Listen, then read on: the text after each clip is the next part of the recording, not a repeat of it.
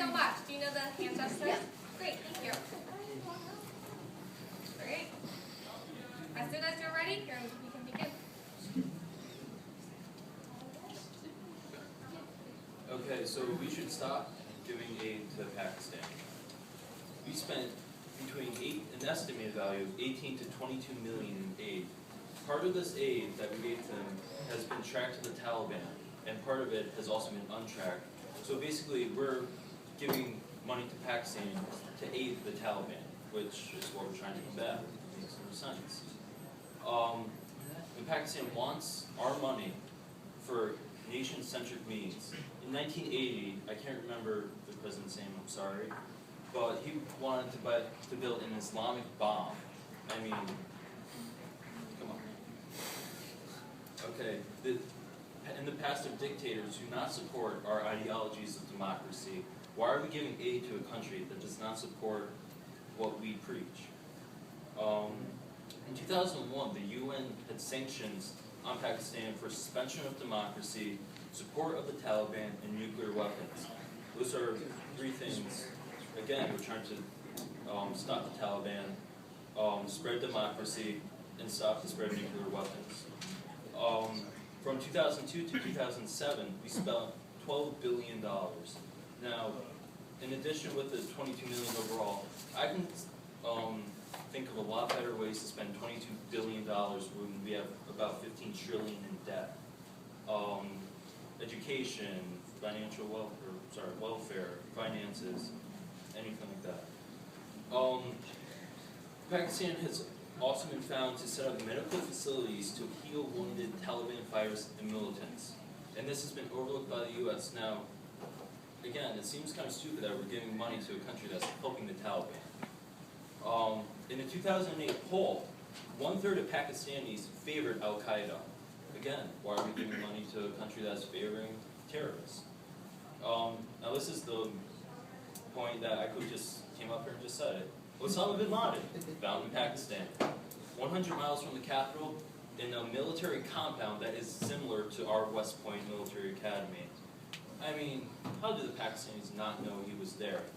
I mean, it's whatever. Okay, so basically we should stop giving Pakistan. Thank you. 4 minutes, or 3 minutes and 30 seconds. Okay, does anybody have any questions? Now, the speaker was talking about terrorism within Pakistan, how we can't support them because they're supporting terrorist groups. But if the U.S. ceases their aid to Pakistan, isn't it possible that a terrorist regime will overthrow the government and take over if we stop this aid? I do not believe so. I forgot to mention this point, but there have been talks about China coming in and helping support them. I do not believe China will aid money to help support terrorism. Plus, we get our money from China, so really, it's smart. Is it not true that the aid money that we give to Pakistan to build the hospitals you spoke of, that heal wounded Taliban soldiers also heal the victims of Taliban attacks? They potentially could, but they're mainly focused to heal Taliban militants. Any more questions? Why would we heal them? Like, why would they care? That's why I don't get it either. Okay. I mean, where are we getting money from? They just blow stuff You're in the up. back. No follow-up. Yeah, right there. Would it be possible that if China aids Pakistan, they're also aiding Taliban too? Well, the money would, again, from us giving them money goes to Taliban, China giving their money to Taliban. Yes, it would, but in the end, it wouldn't matter if us or China giving them. Would the speaker agree that the current ruler of Pakistan has been completely uncooperative with the U.S.? I would completely agree. Permission to ask a two-part question. Granted. First off, does the speaker think that it's better to turn over an ally of the United States to the Chinese government simply to save money? Yes. Is the speaker also aware that the Chinese government would be much more likely to fund a terrorist regime that's opposed to the United States? So in turn, what you're basically saying is the United States should cease funding to a democratic Pakistani government and allow the Chinese to support a terrorist regime? I do agree with that, or I do disagree with that. So, do you disagree or agree? I disagree, sorry. Because the Chinese government I feel they would not turn their backs to us because of all the funding they give us, plus of our economics that we give to them.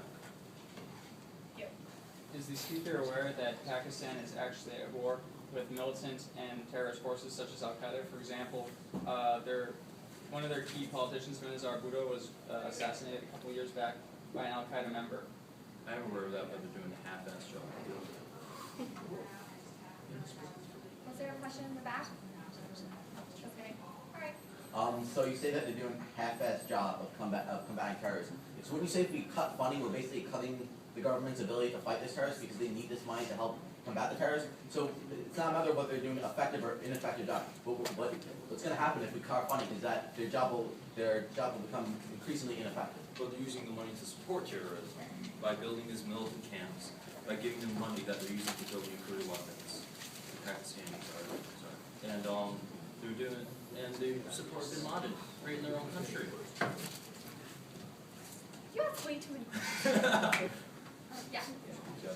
Would the speaker agree that by saying that 1/3 of the country does support the Taliban, that means two-thirds of the country does not support the Taliban? How much time are there? 2 minutes. Okay. Does the speaker realize that 22 billion is less than 0.2% of the budget? Is the speaker aware that you stated that both the government has been fighting terrorism, that government leaders have been assassinated by terrorism, that the government is doing quote half-assed job of combating terrorism? So what you're basically saying is the government has taken steps against terrorism, yet you're also saying that they're supporting terrorism. So which is it? They want our money. Basically, that's what Speaker is not answering the question. No follow-up. No follow-up. Yeah. Sorry, people in the back, like I can see you with like your ears plugged. Can you just like take whatever you're listening out? Like I can see you. I have a Thank you.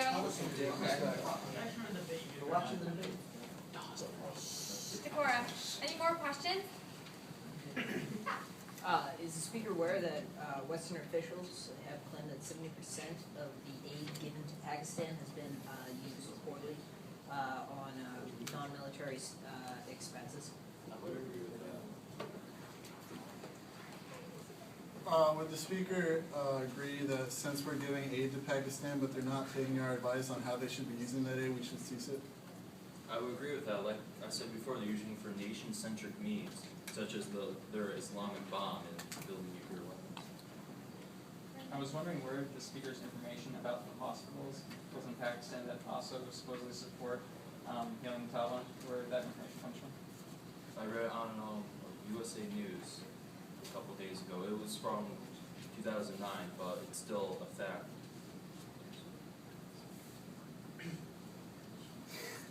Fine. Is the speaker aware that Pakistan has allowed the U.S. military to conduct military operations within Pakistan? So if we cut off economic aid to them, then there's a good chance that the Pakistani government will no longer allow any U.S. forces to act. Thus, by cutting off economic aid, we're inhibiting our own ability to fight terrorism. No, I disagree with that. Simply because, like I said, they want our money, and we have other means besides Pakistan to go into the Middle East. I'm not gonna follow. Is the speaker aware that Pakistan condemned some of America's attacks in 2010 after 10 Pakistani and Afghani Taliban forces were killed near the border? They condemned them as aggressive and not needed.